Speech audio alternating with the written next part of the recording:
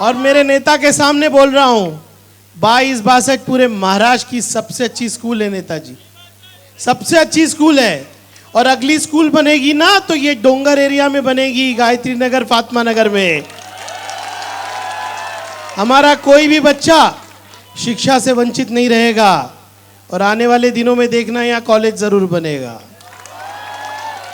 लोग कहते हैं हमारे बच्चे बंबई पढ़ने जाते हैं, अब बाले मामा भी साथ है हमारे, अब बाहर के बच्चे भिवंडी पढ़ने आएंगे। और एक बात याद रखो, अब महाविकास आघाड़ी की सरकार आने वाली है और मुख्यमंत्री जी हमारे बोल के गए कि ये जितनी भी वन की जगह यानी फॉरेस्ट की जगह है इन लोगों को हम घर देंगे। तो 2.5 साल क्या कर रहे थे भाई, 2.5 साल क्या कर रहे थे, है कि नहीं? लेकिन महाविकास आघाड़ी की सरकार आएगी ना तो हमारे घर की गिनती करके सबको संरक्षण देगी, किसी को बेरहगर नहीं करेगी। हमने सड़क बनाई, सब कुछ यहाँ पे किया, लेकिन बहुत काम है। इन हाथों को काम देना है, महाविकास आघाड़ी इन हाथों को बढ़िया काम देगी। और इन्होंने हमारे समाजवाद के एजेंडा को चुरा लिया, राहुल गांधी जी अखिलेश यादव जी के एजेंडा को चुराया और लाड़की बहन के लिए एक योजना लाई आखिरी महीने में। धर्मेंद्र जी यहाँ पर एक योजना चली महिलाओं के लिए, लाड़की बहन हर महीना 1500 रुपये दे रहे। अरे ये तो समाजवाद है, समाजवादी के लाल टोपी वाले हैं। हमारी सरकार आएगी, मैं नेताजी के सामने कह रहा हूँ, ये महाविकास आघाड़ी का वादा है, गारंटी है, हम 3000 रुपया अपनी बहनों को देंगे। महाराष्ट्र में बस का ट्रैवल मुफ्त होगा महिलाओं के लिए। और भिवंडी शहर में ही नहीं, पूरे महाराष्ट्र में मेरा कोई भाई, कोई बच्चा, कोई मेरी बहन बेरोजगार नहीं रहेगा, ये देखना तुम। और अगर गलती से कोई रह गया तो उसको 4000 रुपया महीना हम लोग भत्ता देने वाले। और गरीबों की सबसे बड़ी समस्या क्या है मेरी बहनें बताओ? अस्पताल में एक परिवार का सदस्य चला गया तो गहने बेचने पड़ते हैं, बेचने पड़ते हैं कि नहीं? अरे ये सरकार ने बीमा 5 लाख किया, ये तो समाजवादियों का दिल है, ये हम बीमा 25 लाख करने वाले हैं। अब आप चाहते हो कि नहीं महाविकास आघाड़ी की सरकार? बोलो समाजवादी पार्टी को 20 तारीख को 5 नंबर बटन दबा के जिताओगे कि नहीं जिताओगे? और अगली बार हमारे नेता यहां आएंगे ना सर, आपको हम बिल्कुल एसटी स्टैंड से इतनी भीड़ से लेके आएंगे। आज अजय यादव जी का हमको आदेश था कि लंबा मत कीजिए, तो हमने इतना छोटा आपको पदयात्रा कराया। आप आए, उसके लिए धन्यवाद आपका। मैं मेरे सभी पार्टी के, राष्ट्रवादी कांग्रेस पार्टी, शिवसेना, आप, कांग्रेस पार्टी, सभी मेरे साथी, हमारे युवा सेना भी यहाँ पर है, सब युवक हैं यहाँ पर, सबका मैं धन्यवाद देता हूँ कि इतनी ताकत के साथ हमको ताकत दे रहे। अब हमको नेताजी को सुनना है एक बार फिर, जय समाजवाद। बहुत बहुत धन्यवाद। अब बहुत भूमिका न बनाते हुए, जिसका हम सबको था इंतजार, वो घड़ी आ गई। हम सबके नेता आदरणीय धर्मेंद्र यादव जी।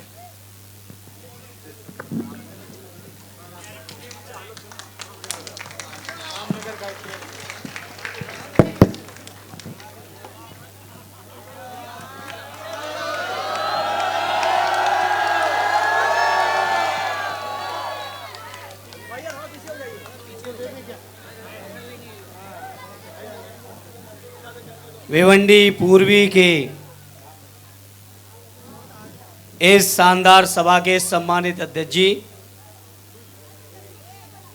इस सभा में उपस्थित इस क्षेत्र से लोकप्रिय विधायक और आने वाले समय में फिर से होने वाले विधायक, हमारे भाई आदरणीय हाजी रईस शेख साहब,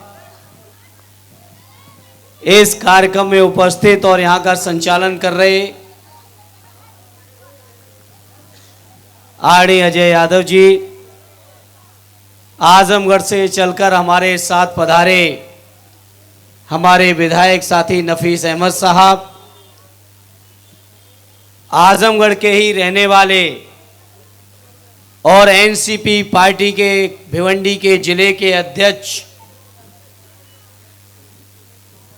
आदरणीय गुड्डू भाई, आदरणीय सुधीर महावड़े जी,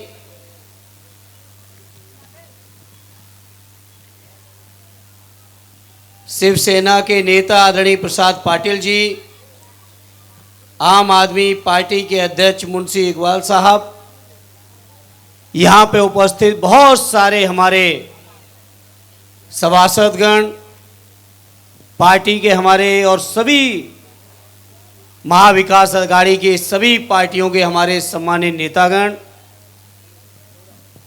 और भिवंडी के उपस्थित मेरे सम्मानित बुजुर्गों, नौजवान साथियों, आड़ी रही शेख साहब, मैं आपका किन शब्दों में शुक्रिया अदा करूं। आज जो इस क्षेत्र में आपने स्वागत किया, सम्मान दिया, ये सच है, ये महसूस ही नहीं हो रहा था कि हम इटावा, मैनपुरी में हैं, आजमगढ़ में हैं या भिवंडी में हैं। इतना शानदार स्वागत ये महसूस ही नहीं होने दिया कि उत्तर प्रदेश की सरजमी पर हैं या महाराष्ट्र की क्रांतिकारी सरजमी पर हैं। और ये सच भी है, मोदी जी के 400 के दावे को अगर किसी ने रोका है तो या तो उत्तर प्रदेश की सरजमी ने रोका है या मेरे महाराष्ट्र के क्रांतिकारी साथियों आपने रोका है। इसलिए इस मौके पर मैं आप सभी को बधाई देता हूं, मुबारकबाद देता हूं लोकसभा की शानदार जीत के लिए। वही मैं इस मौके पर अपील करता हूं अपने सभी साथियों से, ये जो हमारा गठबंधन है, जिस गठबंधन के इस क्षेत्र से हमारे विधायक और उम्मीदवार रईस शेख साहब हैं, इनको ऐतिहासिक वोटों से जिताकर महाराष्ट्र की सरकार से भाजपा का सफाया करने का काम कर देना। ये जो बीजेपी की सरकार है, सच कहा जाए तो ये बीजेपी का जनादेश नहीं था। ये जनादेश कांग्रेस पार्टी, आदरणीय शरद पवार साहब, उद्धव ठाकरे जी और समाजवादियों का जनाधार था। लेकिन बीजेपी के लोगों ने चोरी से विधायकों पर डाका डाल के, विधायकों को खरीद फरोख्त करके ये चोरी की सरकार बनाई है। इस सरकार को 20 तारीख को उखाड़ फेंकने का काम मेरे भिवंडी के लोगों आप लोग कर देना।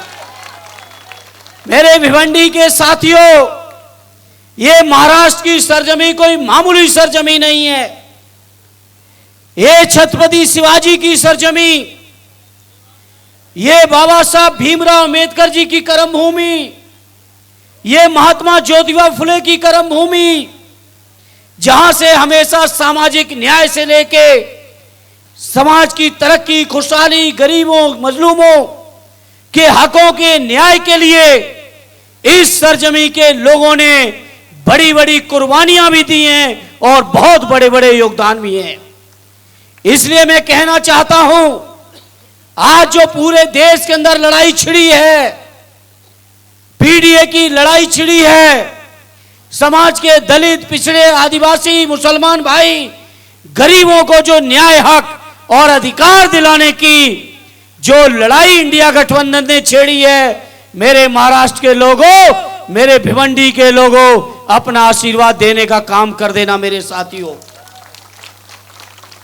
यह लड़ाई जो माननीय अखिलेश यादव जी ने पीडीए के फार्मूले से छेड़ी है, यह लड़ाई तब तक रुकने वाली नहीं है जब तक अपने दलित भाइयों को, पिछड़ों को, अपने समाज के कमजोर लोगों को, अपने मुसलमान भाइयों को हक और न्याय जब तक नहीं दिला देंगे, तब तक ये लड़ाई रुकने वाली नहीं है। मेरे महाराष्ट्र के लोगों, मेरे महाराष्ट्र के लोगों, इस लड़ाई को अपना सहयोग कर देना, इसको अपना आशीर्वाद दे देना। ये उम्मीद और प्रार्थना लेके आज आपके बीच आए हैं।